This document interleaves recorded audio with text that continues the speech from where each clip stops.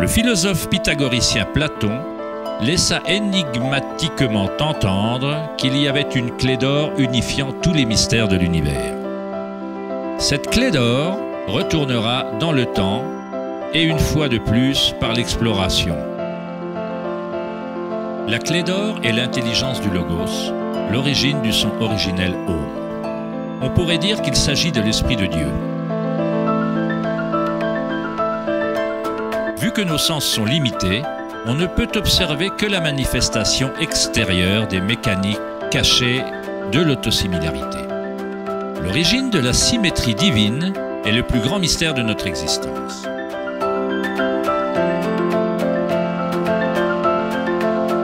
Bon nombre d'éminents penseurs de l'histoire, tels que Pythagore, Kepler, Léonard de Vinci, Tesla et Einstein, approchèrent le seuil du mystère. Einstein dit « Le mystère est la plus belle chose qu'on puisse ressentir. C'est l'origine de tout art et de toute science véritable. Celui qui ne ressent pas cette émotion, qui ne parvient plus à faire une pause pour s'émerveiller et se laisser impressionner, ne vaut pas plus que la mort. Il a les yeux fermés. » Nous sommes comme un enfant entrant dans une énorme bibliothèque pleine de livres en langues différentes. L'enfant sait que quelqu'un doit avoir écrit ces livres. Il ne sait pas comment. Il ne comprend pas les langues dans lesquelles ils sont écrits. L'enfant a la vague impression que ces livres sont arrangés selon un ordre mystérieux, mais il ne sait pas comment. Et c'est d'après moi l'attitude la plus intelligente d'un être humain envers Dieu. On voit un univers arrangé à merveille et obéissant à certaines lois. Nos esprits limités ne parviennent pas à comprendre la force mystérieuse qui déplace les constellations. Chaque scientifique qui approfondit l'univers et chaque mystique qui fait une introspection profonde finit par être confronté à la même chose, la spirale originelle.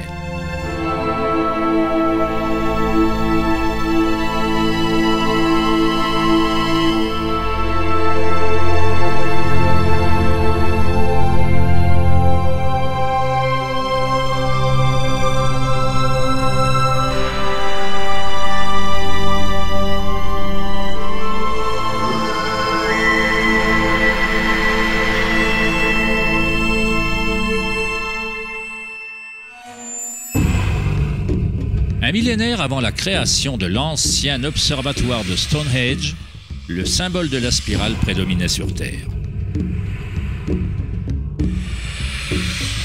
On pouvait trouver des spirales anciennes dans toutes les parties du globe.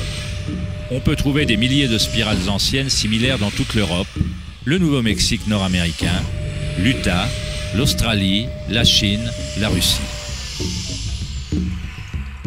Dans pratiquement chaque culture indigène sur Terre, les spirales anciennes symbolisent la croissance, le développement et l'énergie cosmique incarnée dans le soleil et dans les cieux. La forme de la spirale se miroite dans le macrocosme de l'immensité de l'univers même. Dans les traditions autochtones, la spirale était le symbole de l'origine énergétique, la mère originelle. Les spirales néolithiques de Newgrange, en Irlande, datent d'il y a 5000 ans.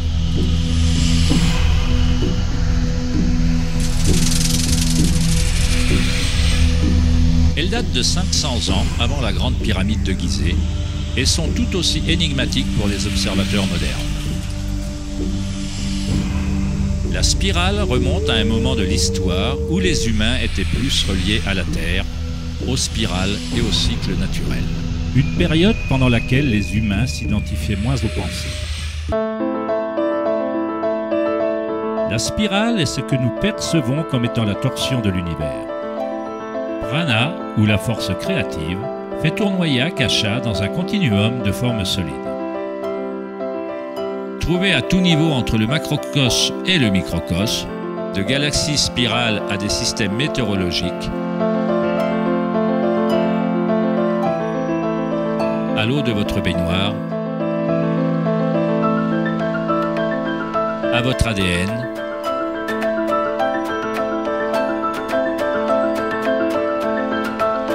l'expérience directe de votre propre énergie. La spirale originelle n'est pas une idée, mais plutôt ce qui rend toute condition et toute idée possible.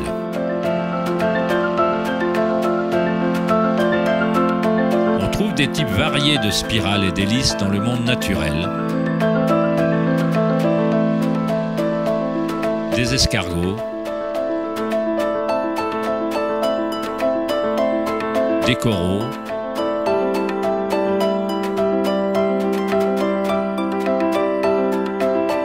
des toiles d'araignée,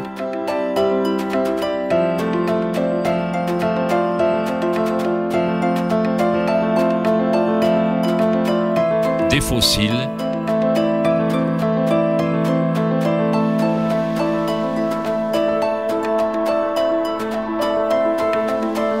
des queues d'hippocampe,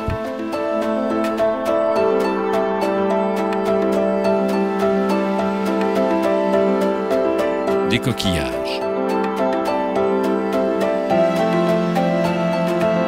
De nombreuses spirales présentes dans la nature peuvent être identifiées comme des spirales logarithmiques ou des spirales de croissance. Plus on s'éloigne du centre, plus les éléments de la section s'élargissent. Comme le collier de perles d'Indra, les spirales logarithmiques sont similaires à elles-mêmes ou holographiques, si bien que les caractéristiques de chaque élément se reflètent dans le tout. Dans l'ancienne Grèce, il y a 2400 ans, Platon considérait que la proportion géométrique continue était le lien cosmique le plus profond. Le nombre d'or ou la proportion divine est le plus grand secret de la nature. Le nombre d'or est la proportion telle que le rapport de A plus B est à A, ce que le rapport A est à B. Pour Platon, l'âme du monde s'unit dans une résonance harmonique. On peut observer un modèle pentagonal similaire à une étoile de mer ou à une tranche de Gombo dans la trace que la trajectoire de la planète Vénus dessine dans le ciel nocturne sur une période de 8 ans.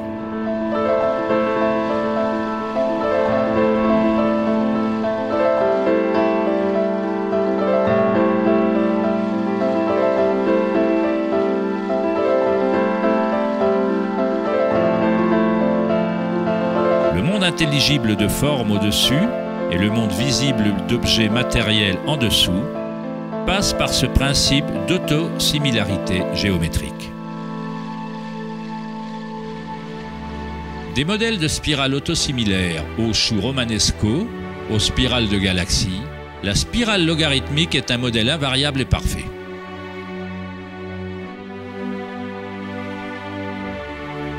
Notre propre Voie lactée a plusieurs bras spiraux qui sont des spirales logarithmiques inclinées à plus ou moins 12 degrés.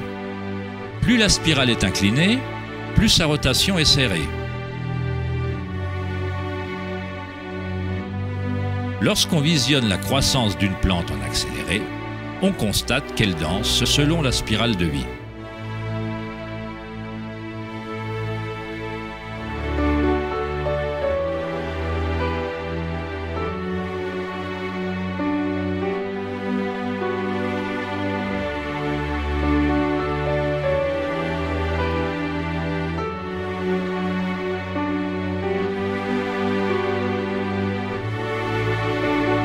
Une spirale d'or est une spirale logarithmique qui a un facteur de croissance équivalent au nombre d'or. Le nombre d'or est une relation mathématique particulière qui se répète dans toute la nature. Le modèle observable suit ce qu'on appelle la suite ou la séquence de Fibonacci. La suite de Fibonacci révèle que chaque terme est la somme des deux nombres précédents.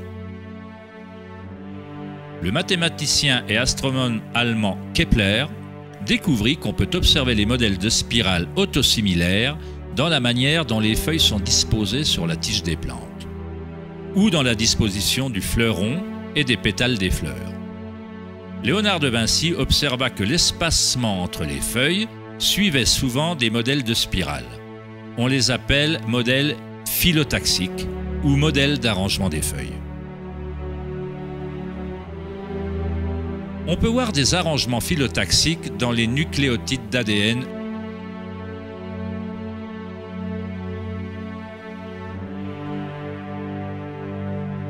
auto-organisés et dans tout, des arbres généalogiques de lapins reproductifs aux pommes de pin, aux cactus, aux flocons de neige, en passant par de simples organismes tels que les diatomées. La diatomée est un des types de phytoplancton les plus courants. De simples organismes monocellulaires nourrissant d'innombrables espèces dans la chaîne alimentaire.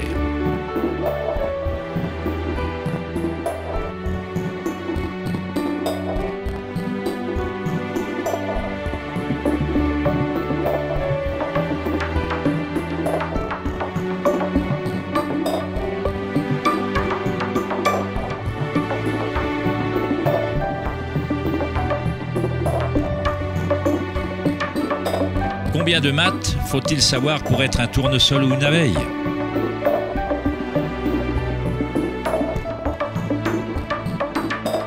La nature ne consulte pas le département de physique pour faire pousser des brocolis. La structuration se produit automatiquement. Dans le domaine de la nanotechnologie, les scientifiques utilisent le terme auto-assemblage pour décrire la façon dont les complexes se développent sur le modèle de la phase hexagonale initiale de la formation de l'ADN. En nanotechnologie, des nanotubes de carbone se composent d'un arrangement similaire de matériel. La nature répète ce type de géométrie sans aucun effort, automatiquement, sans calculatrice. La nature est précise, extrêmement efficace.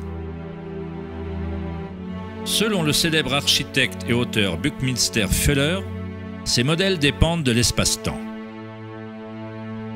L'ADN et la structure alvéolaire ont la forme qu'ils ont pour la même raison qu'une bulle est ronde. C'est la forme la plus efficace pour utiliser le moins d'énergie possible. L'espace lui-même a une forme et ne permet que certaines configurations de matière et adopte toujours par défaut ce qui est le plus efficace. Ce sont les modèles les plus solides et les plus efficaces de développer des structures architecturales telles que les géodes.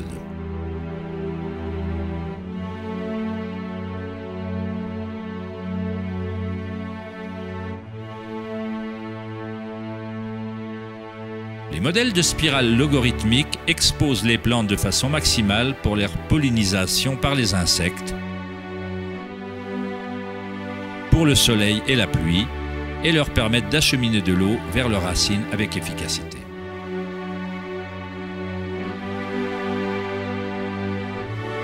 Les oiseaux de proie se servent du modèle de la spirale logarithmique pour s'abattre sur leur prochain repas. Voler en spirale est la façon la plus efficace de chasser.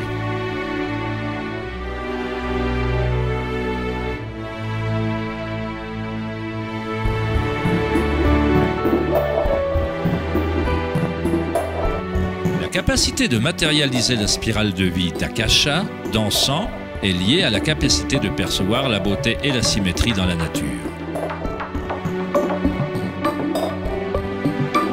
Le poète William Blake écrivit « L'univers végétatif s'ouvre comme une fleur provenant du centre terrestre où se trouve l'éternité.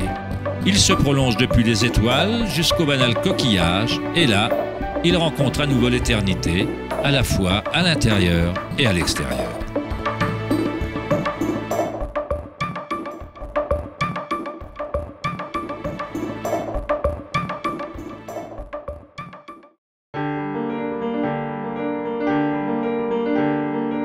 L'étude des modèles de la nature n'est pas une science très courante en Occident, mais en Chine ancienne, elle était connue sous le nom de Li.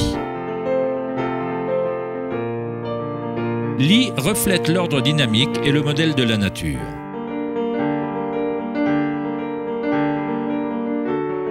Mais il ne s'agit pas d'un modèle considéré comme quelque chose de statique, de figé ou d'immuable, comme une mosaïque. Il s'agit d'un modèle dynamique présent dans toute chose vivante.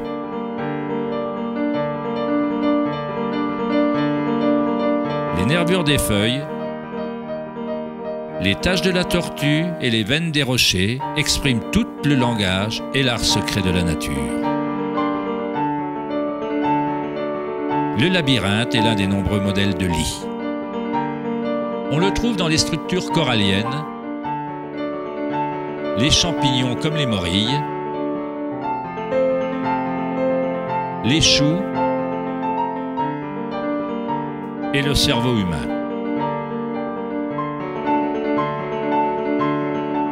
Le modèle cellulaire est un autre modèle courant de la nature.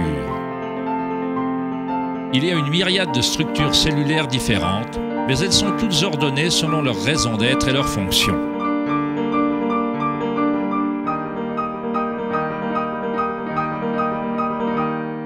On peut aisément se laisser hypnotiser par le jeu incessant de formes. Mais le plus intéressant, c'est que certaines formes archétypes semblent être entièrement tissées dans l'étoffe de la nature. Un autre modèle lit, ou modèle archétype, est celui de la ramification, observable à tous les niveaux et à toutes les échelles fractales.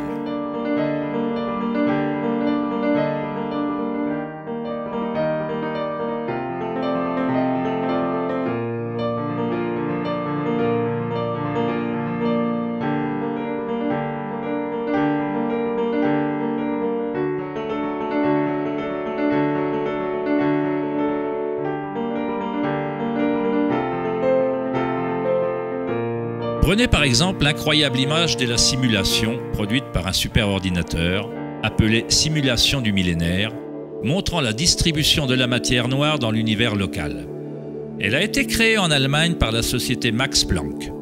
La matière noire est ce qui, avant, était considéré comme l'espace vide. Cela ressemble à un système nerveux invisible fonctionnant dans l'espace entier.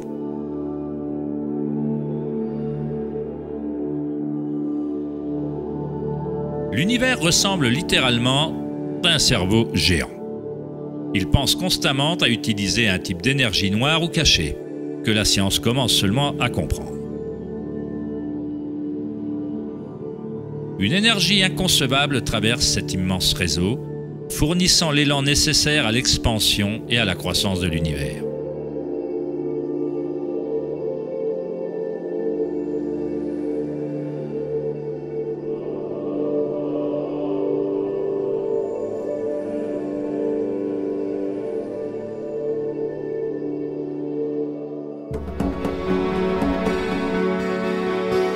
Quand on crée des conditions favorables, la nature crée automatiquement des ramifications. La nature est une machine à engendrer l'art ou un moteur à créer la beauté.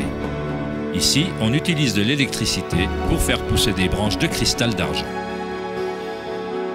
Le métrage en accéléré montre leur croissance sur plusieurs heures. Des cristaux se forment sur la cathode en aluminium alors que des ions sont électrodéposés par une solution de nitrate d'argent. La formation s'organise d'elle-même. On assiste à la naissance d'une œuvre d'art engendrée par la nature elle-même.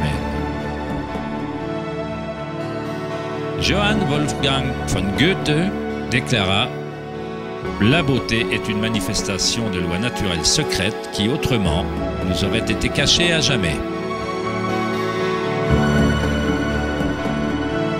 Dans ce sens, tout dans la nature est vivant, s'auto-organisant. En utilisant un voltage plus élevé, la ramification fractale devient encore plus évidente. Ceci se produit en temps réel.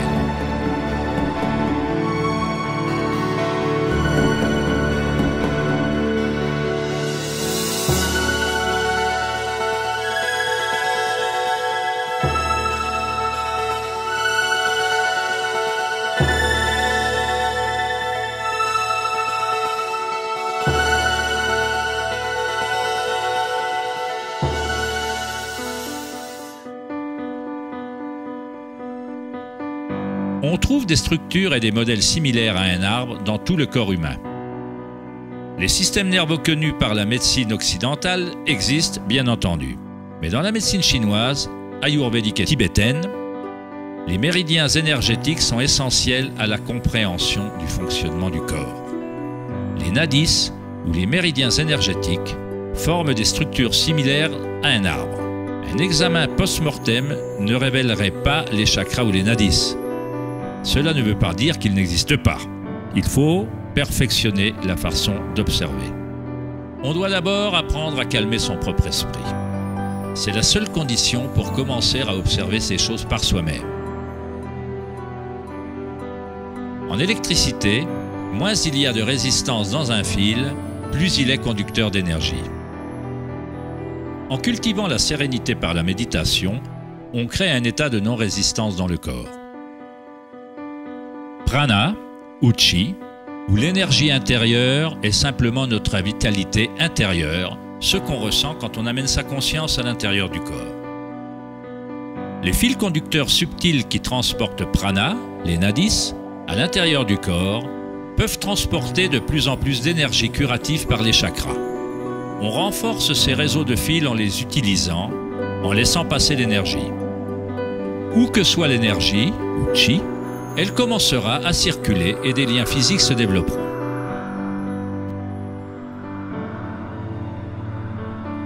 Dans le cerveau et le système nerveux, les modèles de réseaux physiques se forment par la répétition. En portant continuellement son attention à l'intérieur et en diminuant la résistance aux sensations expérimentées, on augmente sa capacité énergétique.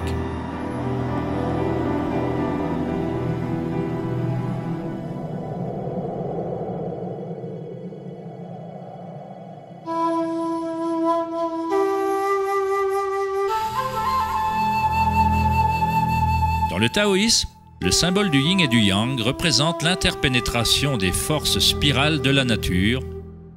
Le yin et le yang ne sont pas deux et ne sont pas un.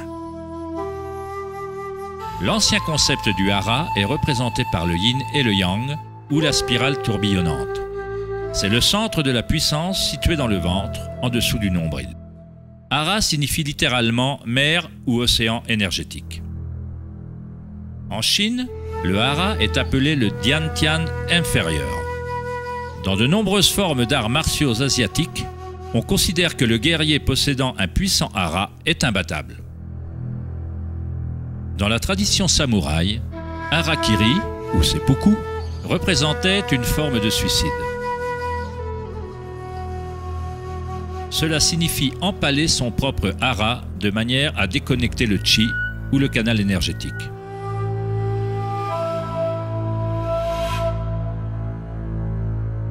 Se déplacer du centre crée un mouvement gracieux qu'on ne voit pas que dans les arts martiaux.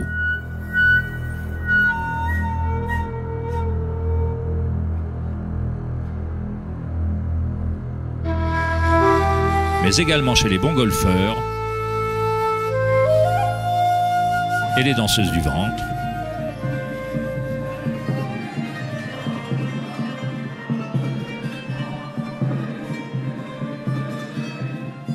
Et les derviches tourneurs soufis. L'essence du hara est le raffinement de la conscience, disciplinée en un seul point, le calme dans l'œil du cyclone.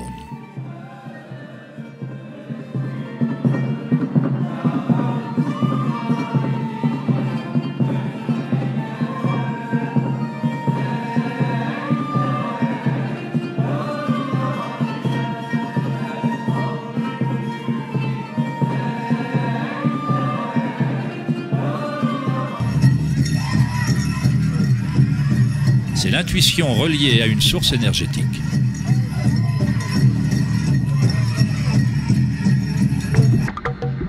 Une personne possédant le bon hara est reliée à la terre et à la sagesse intuitive qui relie tous les êtres.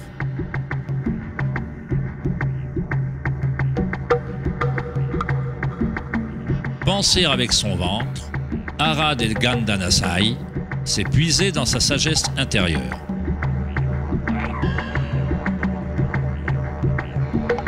Les anciens aborigènes australiens se concentraient sur le même point, juste en dessous du nombril, où s'enroule le cordon du grand serpent arc-en-ciel. Encore une représentation de l'énergie évolutionnaire de la race humaine.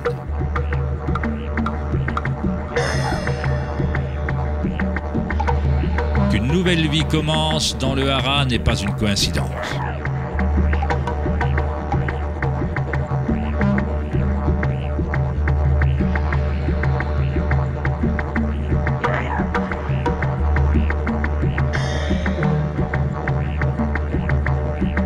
Le système nerveux entérique, parfois appelé cerveau viscéral, peut maintenir un réseau complexe de connexions identiques au cerveau dans la tête, avec ses propres neurotransmetteurs. Il est autonome, c'est-à-dire qu'il a sa propre intelligence. Le cerveau viscéral est pour ainsi dire une version fractale du cerveau, ou peut-être le cerveau est-il une version fractale du cerveau viscéral. Un ours en bonne santé possède un hara fort. Quand un ours sait où chercher des plantes, il suit le mouvement de chi avec ses sens, centrés dans le hara ou le ventre. Il s'agit du lien de l'ours avec l'endroit idéal, l'endroit qui, dans les traditions indiennes, est la source de toute connaissance avec la spirale de vie.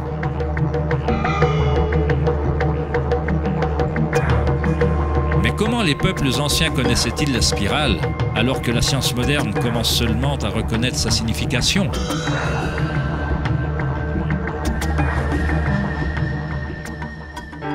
Demandez aux abeilles, car elles n'ont pas oublié comment aimer. Les abeilles ont un lien particulier avec la source par leur contribution au système symbiotique, en aidant la beauté et la diversité à se propager. Elles relient le macrocosme et le microcosme. Un cœur relie le tout, l'esprit de la ruche, si vous voulez. Tel un cerveau ouvert, la ruche envoie ses rêves dans le monde afin qu'ils se manifestent.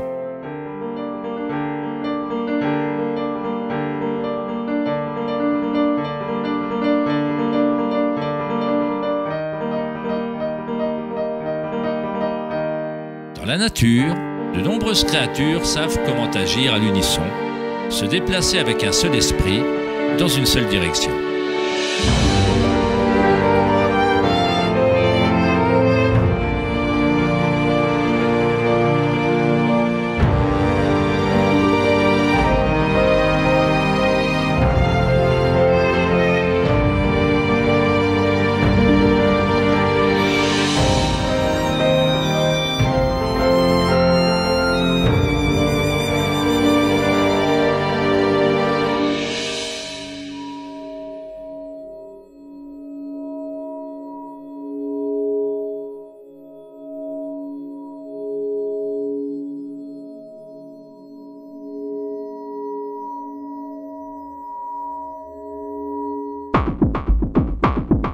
Mais les autres espèces autour d'elle n'en bénéficient pas toutes. Par exemple, la locuste dévore tout sur son passage. Une locuste n'a pas d'autre choix que de se comporter comme une locuste. Elle ne produira jamais de miel et ne pollinisera jamais les plantes comme le fait la bière. Le comportement de la locuste est rigide, mais l'humain est unique dans ce sens qu'il peut se comporter comme une abeille ou comme une locuste. On est libre de changer et de manipuler les modèles d'interaction avec le monde. On peut exister en symbiose ou en tant que parasite.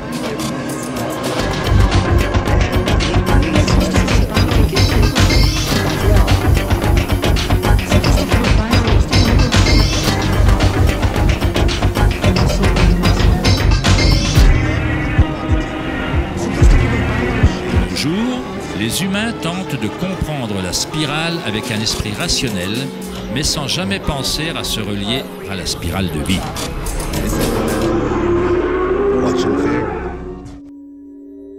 On a toujours été reliés.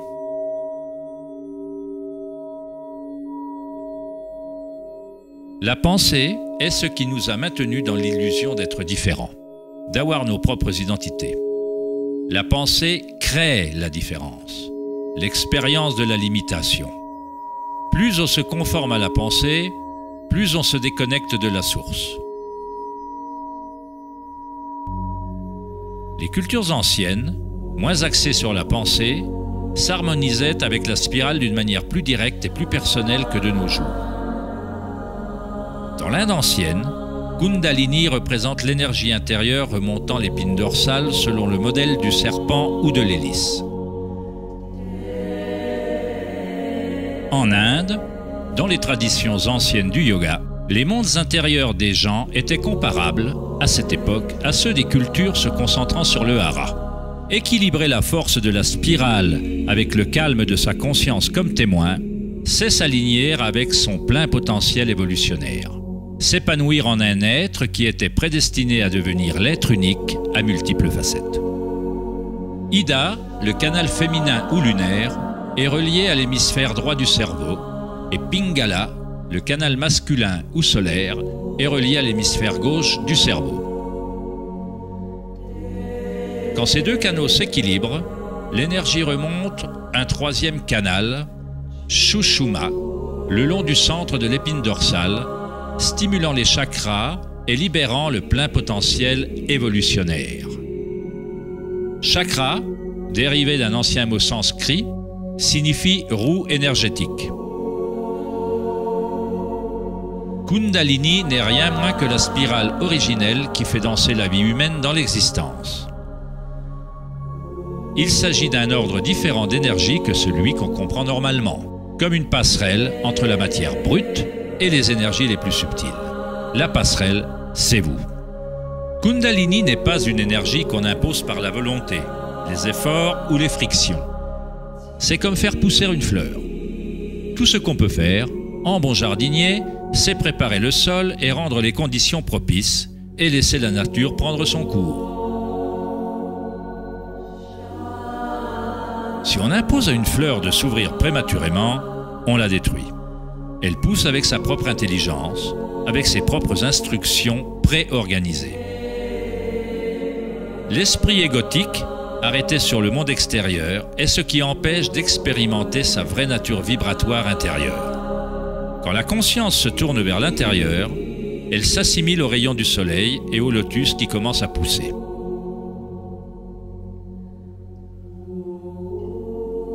Alors que Kundalini s'éveille en soi, on commence à voir la caractéristique de la spirale en toute chose. Dans tous les modèles à l'intérieur et à l'extérieur, la spirale est le lien entre les mondes intérieur et extérieur.